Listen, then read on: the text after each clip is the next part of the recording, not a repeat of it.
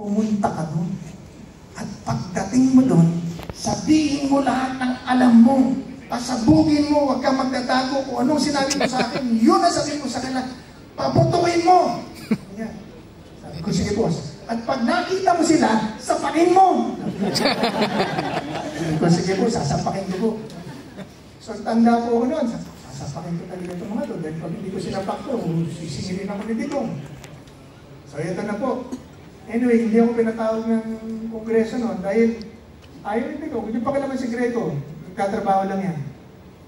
So nakikipagkaibigan ngayon sana natin nagmumura sa akin. Nakikipagkaibigan. Hindi ko pinansin lahat. Hihingi ng appointment. Hindi ko binigyan lahat. Busy ako. Wala akong natatanggap. Hanggang pumunta ng office sa president, humihingi ng appointment sa akin. Dahil gusto rin magpa-imbestiga sa akin. Wala na ako may jurisdiction kung imbestiga. Sabi ko, huwag na kayo magpag-usap sa akin dahil sumagot na lang kayo sa padadala sa inyo, kung ano man padadala sa inyo. Nung kayo magpaliwanag, wala na tayo pag-uusapan, binigay ko na lahat. Wala akong pinapasok, ayoko makipag-usap. Finally, ginawa ng isa, pumunta sa office of the president, yung office of the president, sa kakulitan, tumawag sa akin. Andalo ako ng presidente, yung utos nila, susundin ko. Napaka-uupo ako. Sabi ko, sige po, nakausapin ko na. Pagbaba ko ng telepono, hindi ko na ho tinawagan, hindi ko na rin kinausap, hindi pa rin nakapasok sa akin. Ang nangyari po noon, pinigilan po kami na, ang point ko noon, pati kongreso, may takot na huli sa korupsyon. May balikan na po eh. Ngayon, nag-aalap yung PECC ng Quadcom. Pero ang meron sila, na wala kami noon, sila kaya nilang magsalita sa media araw-araw, kami bawal kami nun eh. You have to finish your investigation properly, file it in the proper court, ombudsman, and submit to your report to the president. And then it's the president who will decide what to do with your case. So napakaganda po nitong ginagawa nila sa Quadcom kung gagamitin po nila sa tama. Pero wala po ako nakita sa Quadcom na tinawag nilang hindi politiko. Puro politiko ang iniimbestigahan nila. Bakit hindi sila mag-imbestigahan na talagang Congress? DPWH, di ba?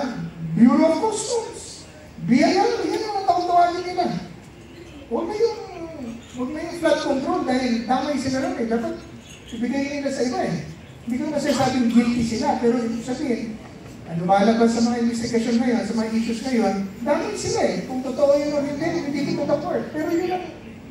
Tama si Chairman Bebigaya. Yan ang position ng PDP doon sa ipinalabas natin na position ng PDP tungkol sa ongoing investigation dito sa issue ng flood control projects and other infrastructure projects na dapat it should not be Congress ang lead agency that will investigate this matter. Kasi meron ng allegation, merong insinuation, or merong suspicion na yung district engineers at saka regional directors ng DPWH, they only follow orders from some members of Congress.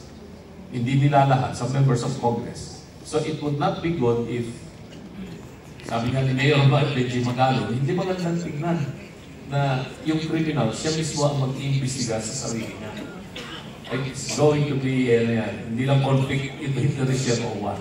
So, yun ang position ng PDP Laban, which was resoundingly aired by Attorney Topacio, our deputy spokesman ng PDP Laban. Yeah.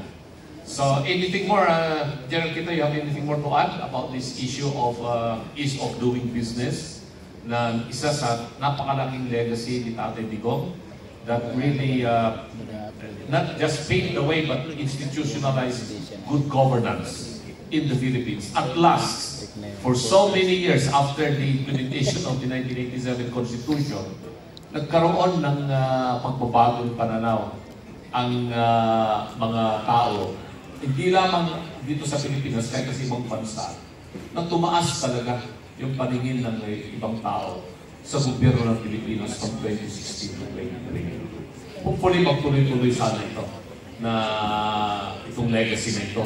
Dahil in place na lahat yung mga batas at mga proclamations and executive orders na pwede lang i-pick ng konti, baguhin at improve kung kinakailangan.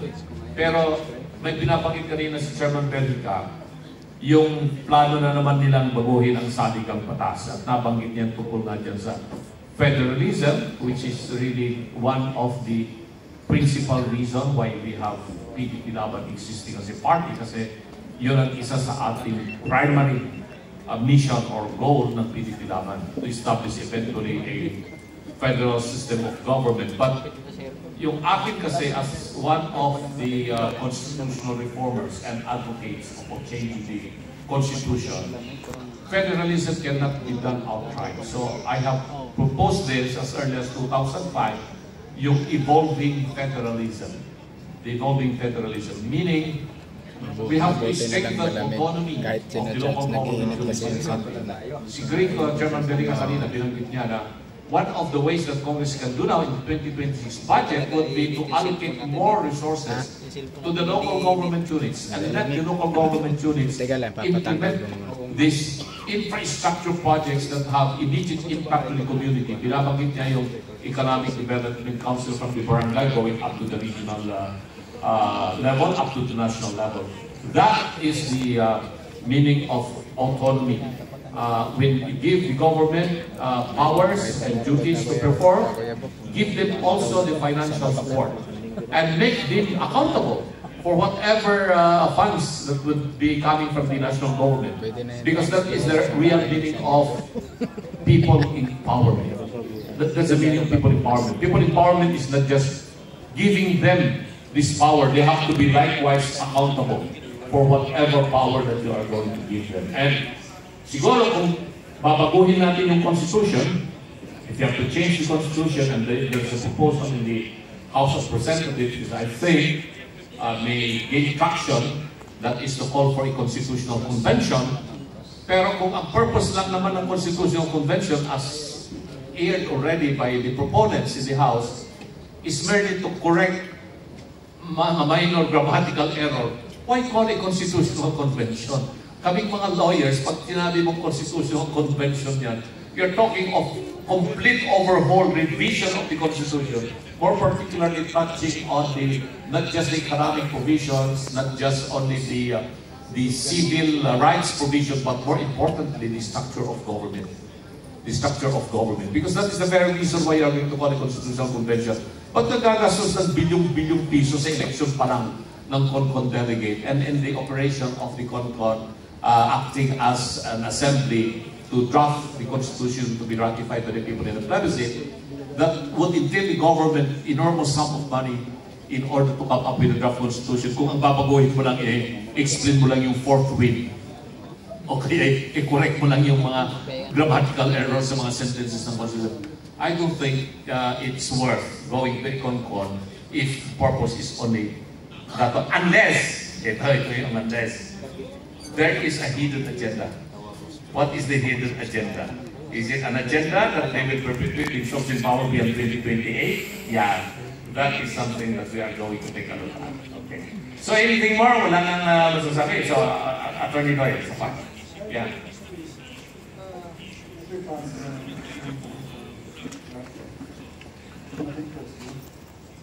Ang Jack Mawatan. Jack Mawatan. Hindi ko maintindihan. Pag Jack Mawatan, hindi ko alam. Jack Mawatan na lang. Hindi ko maintindihan yan. Dito sa mundong mapaglinang, ang hustisya pa makamtan, yung nailuklok na inaasahan, hindi ka man lang pakinggan, agad-agad kang papatawan, ganyan ba ang kalakaran? Buhay mo'y sadyang nakalaan, tumulong sa inaapit na hihirapan.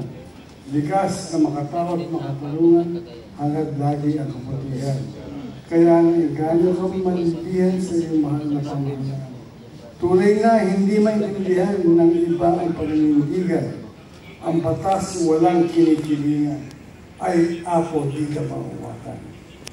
Tayong lahat may sinumpaan sa ligang batas ay ipaglaban.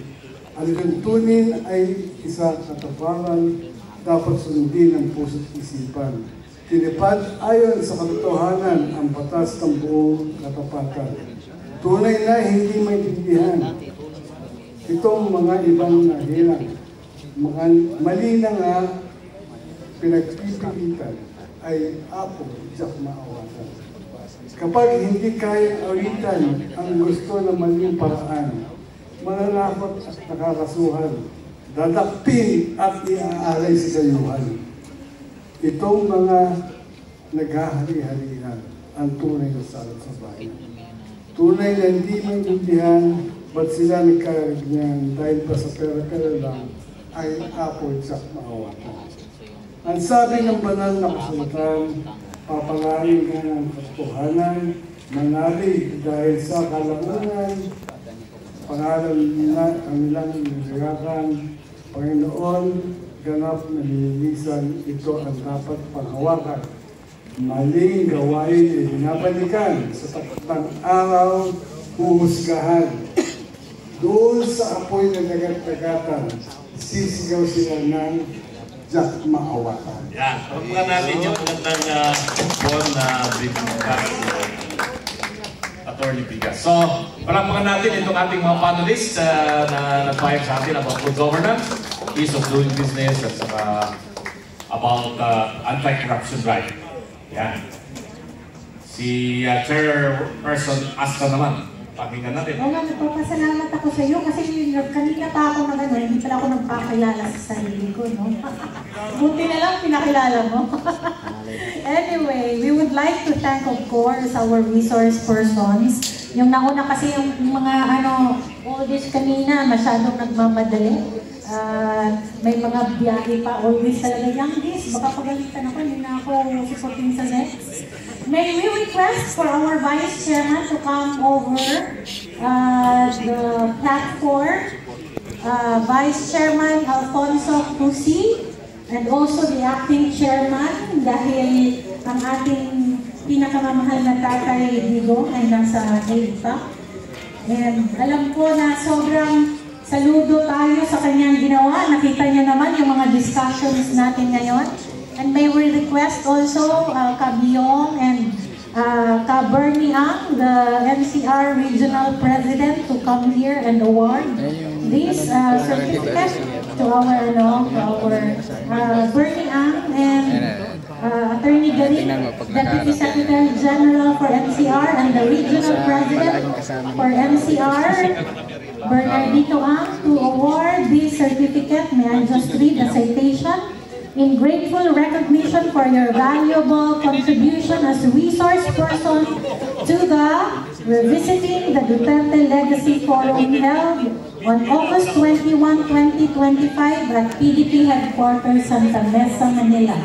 Your insights and expertise greatly enriched the discussions and contributed to the success of the event presented this 21st day of August 2025 at PDP National Headquarters, Santa Mesa, Manila, signed by the National Vice Chairman Alfonso Cusi and the Secretary General Attorney Wendell Avisado. First certificate is awarded to General Carlos Kita, retired. Ay, teka, doon ka, sir. Sa harap, sir. Sa harap ka. O, Dobby, pakiabot ng ating Ayan. Doon ka, ayan. So, please witness the awarding of the certificate. Of course, to Attorney Yvette C. Contacto.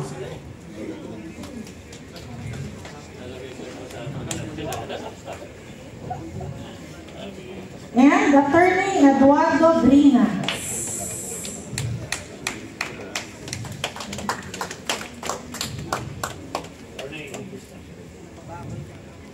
And also for Greco Bellica, dalawa yung kanya because of our support to the event. Dalawa.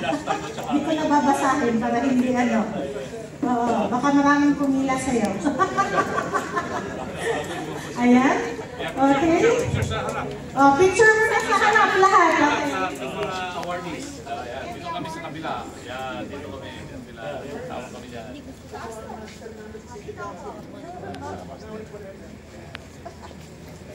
Ayan.